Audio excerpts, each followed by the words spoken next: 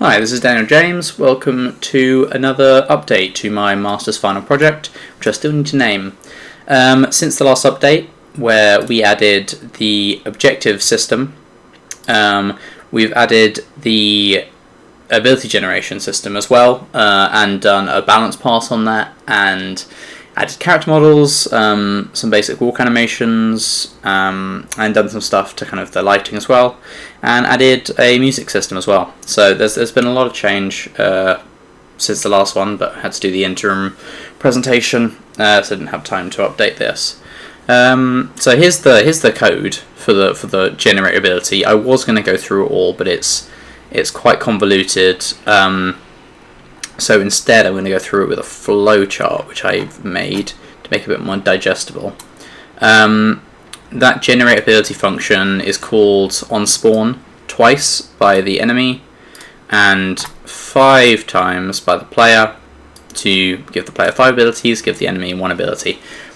In the future what will happen is these, for the enemy it will be the same, it will just get called a couple of times to give them a couple of abilities. For the player they'll probably spawn with 1, and then they will be able to pick up abilities as loot and equip them, and that's the plan. But for now it fills their ability bar with abilities on spawn. But how does it do it? It does it this way. This is Myro. It's for, this kind of thing, flowcharts and presentations and that kind of stuff. So what I've done to make it more understandable to other people, and also for myself, so to plan out how this was going to function, this algorithm was going to work, I wrote this out before I did any of the algorithm stuff. So when generatability gets called, it picks a random number from 0 to 19. From 0 to 18, it sets the ability to be an offensive ability, meaning it can deal damage, apply negative effects, and it affects opponents only. So if it's a player, it'll affect enemies. If it's an enemy, it'll affect players. On a 19, it makes it not offensive, it makes it a supportive ability, so that will mean that it could have healing or buffs and stuff. This is, all these ratios,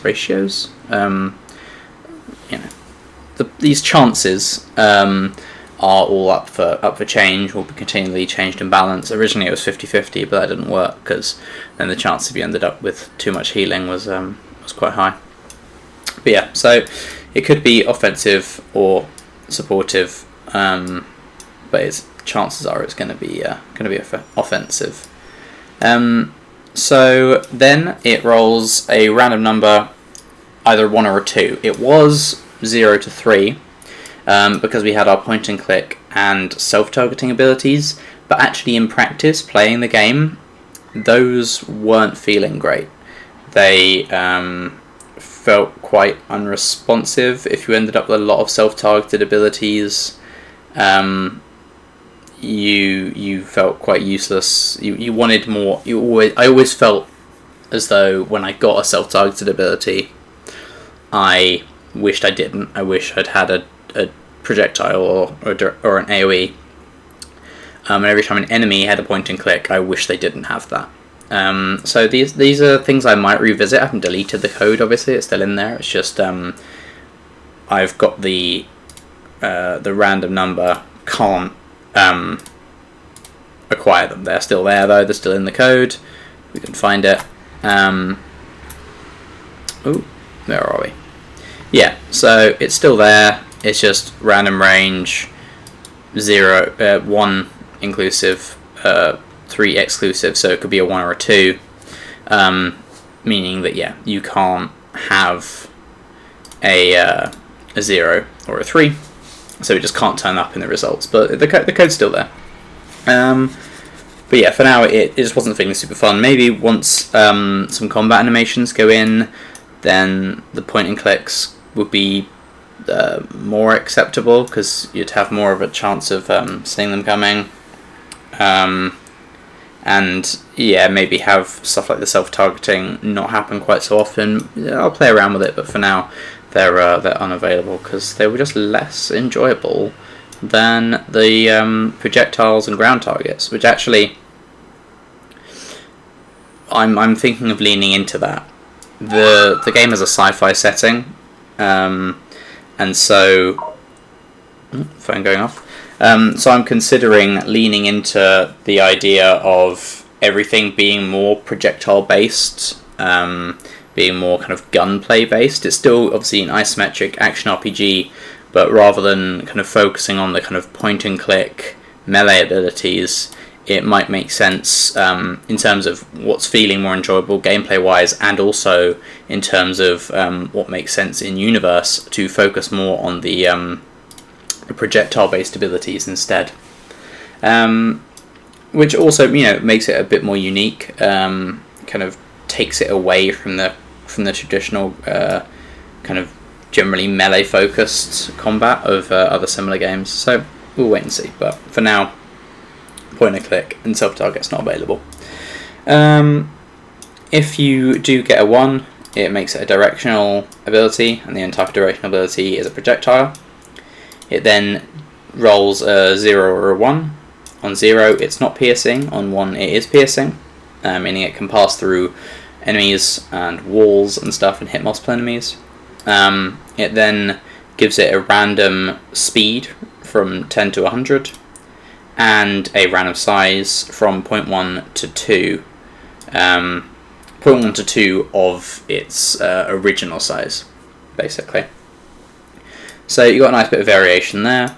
For the AoE, its duration can be between 1 and 5 seconds, and its size can be between 5 and 10 units.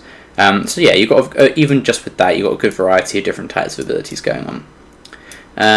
If it's offensive, or if it's not offensive, if it's a supportive ability, then it randomly assigns a healing value to it of between 0 and 25. If it is offensive, then it's damage instead. We then have a range value between 3 and 10, which is a lot less than I thought it was going to be, but you don't want enemies shooting you from off screen or from over a gap that you can't get round, basically. So although we are kind of leaning into the projectile thing, you want it to be vaguely shorter range, because otherwise you could end up in a situation where you've just got no abilities that can reach something, and they've got lots of abilities that can hit you from miles away, which would be really unfortunate. Yeah, cast time 0 to 2 seconds, nice and short, nice and brief. That's really just there to give time for an animation to play, basically, so enemies don't just like spam out abilities very quickly. And cooldown 0 to 10 seconds, keeping that nice and short. We want the gameplay to be pretty fast paced. The thing is with enemies, and because there's no basic attack, there's no kind of a... If your abilities are off, if your abilities are all on cooldown, there's nothing you can do. There's not like a fallback basic attack you can use, like in something like League of Legends. Maybe I should add one. Maybe I should have your right click ability always be assigned to kind of a semi-basic thing, but I think that ruins the whole idea of the randomization. If a player wants to always give themselves a basic attack, they can keep one on their bar at all times. That's a matter of choice, but yeah, want the cooldowns to be nice and short, because basically if everything's on cooldown, the enemies have 2 abilities. If they're both on cooldown, then they can't do anything. But thankfully, if you keep it between 0 and 10 seconds, averaging around 5, they can pretty much always do something. There's going to be a little bit of downtime here and there, but by and large, they've always got something they can be doing. But it just means that they can't just like blast you with loads of abilities. They can, but it's very unlikely. So here we have an int between 0 and 2. If it's a 0, then it does not apply any effects to the ability, and you go straight to the end. Your ability's ready, and we're finished. But if you roll a 1 or a 2, then the ability applies an effect. And if it's a 1, obviously it applies 1 effect. If it's a 2, it applies 2 effects. So we go into here. We reduce our effects to add value by 1 as we go into here. this is so that it keeps track of how many abilities it needs to keep adding. Then we generate a random integer between 0 and 20. If you get a 0, then it checks whether it's offensive or not.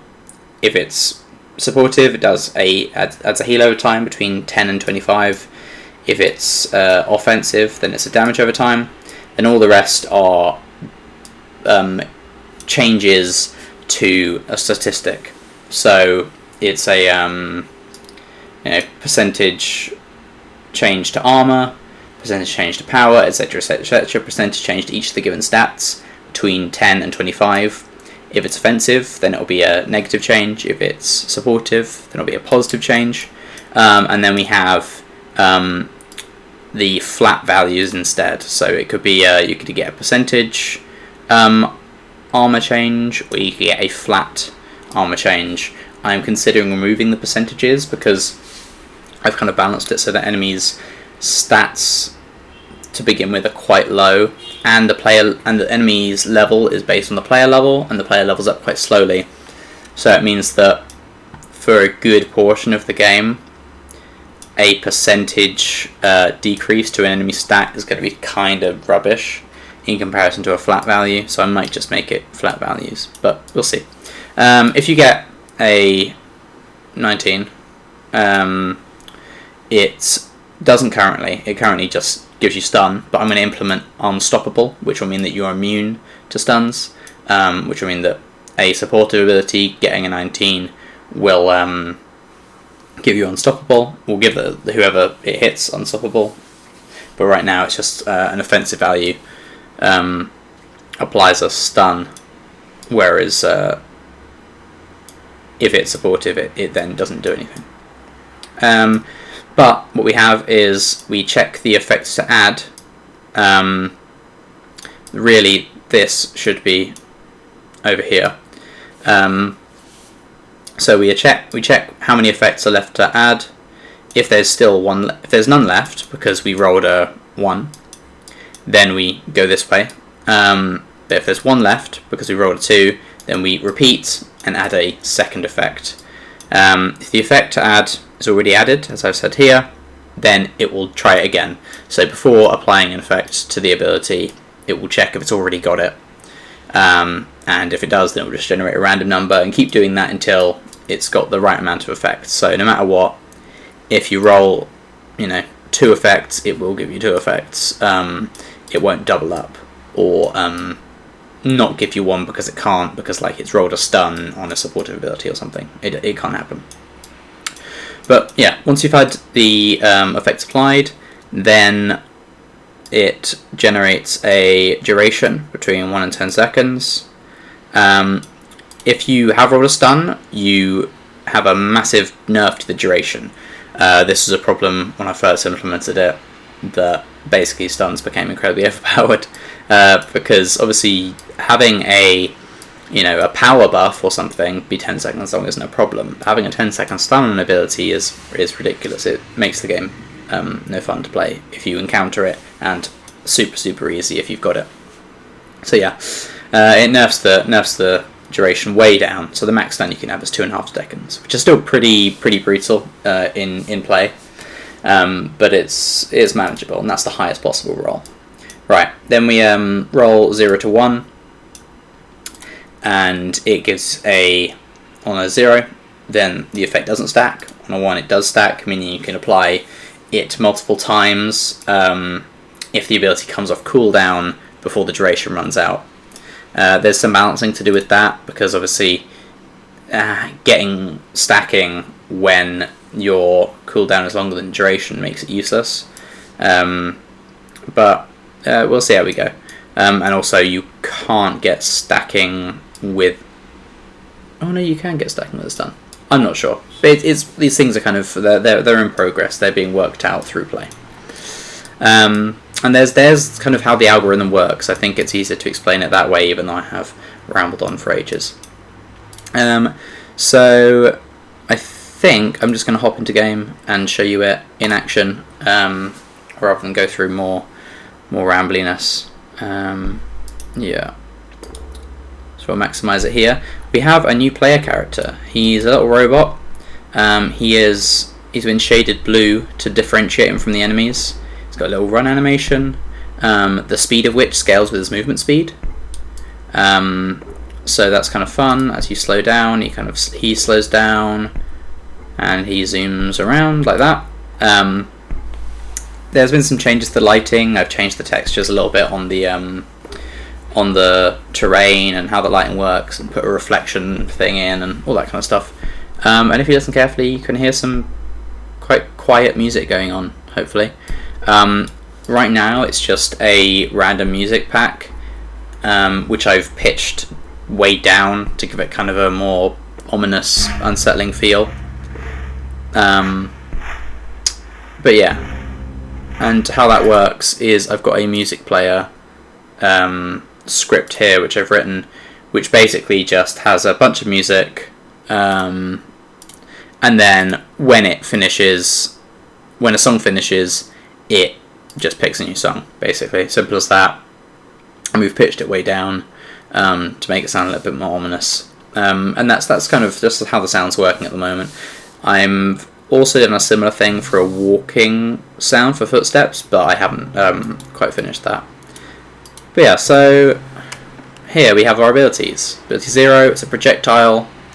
It does 8 damage, it's got 5 range, short 0.8 second cast time, 8 second cooldown, applies a stacking effect, and it pierces.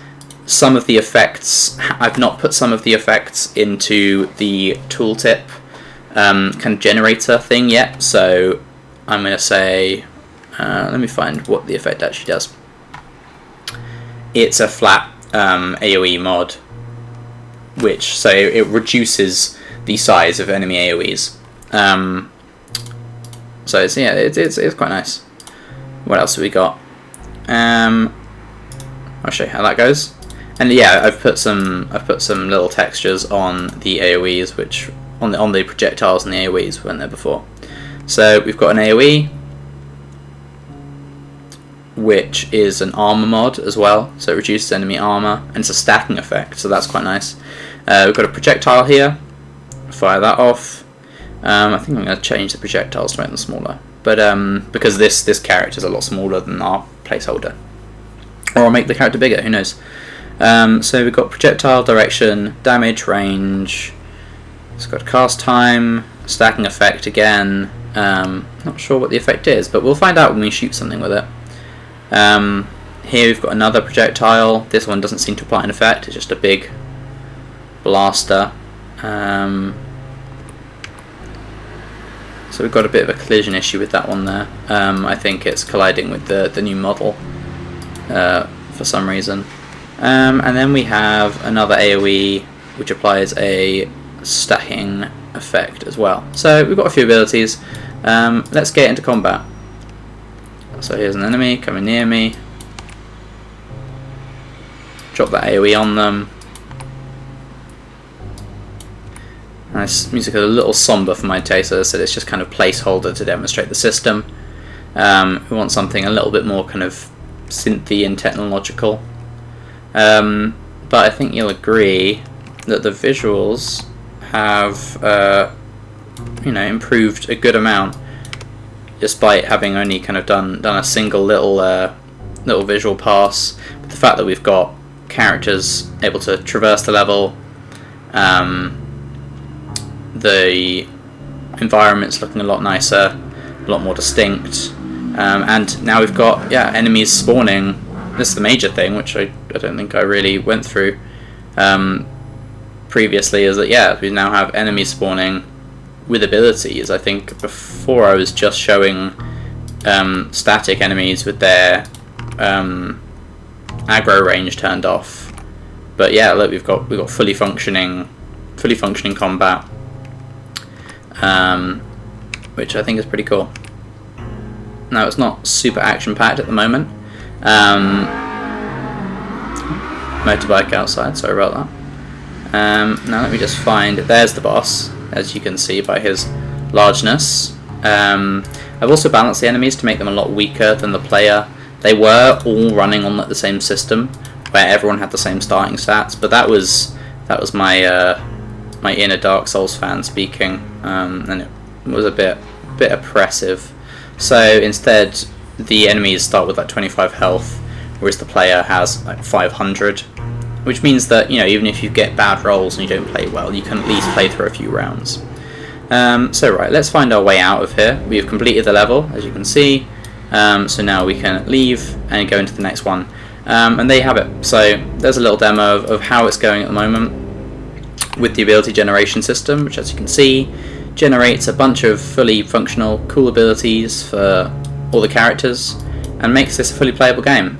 Also, I've closed the gameplay loop, so I'm just going to let this guy kill me, or maybe try and get a couple of guys so it doesn't take quite as long. And then what you'll see is that right now it currently just reloads the scene, meaning that the game is a fully playable game. So there you go. Also, I don't think I did the way the leveling up works previously. The player character starts at level 0, and then when they spawn, a random stat is increased by 1, which I think I had previously.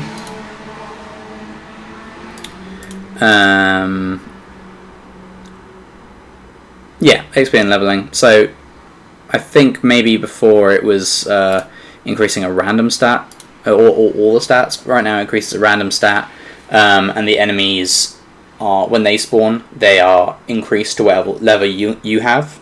So although they start with much less health and much lower stats, if you've got 5 levels, which gives you +5 to, you know, your stats, they will also have the same. And then bosses, instead of being your level, they are 5 levels above you, is the current plan. Okay, that was a ramble. It was convoluted. Hopefully it's less convoluted than it would have been if I had to write it down. So yeah, thanks.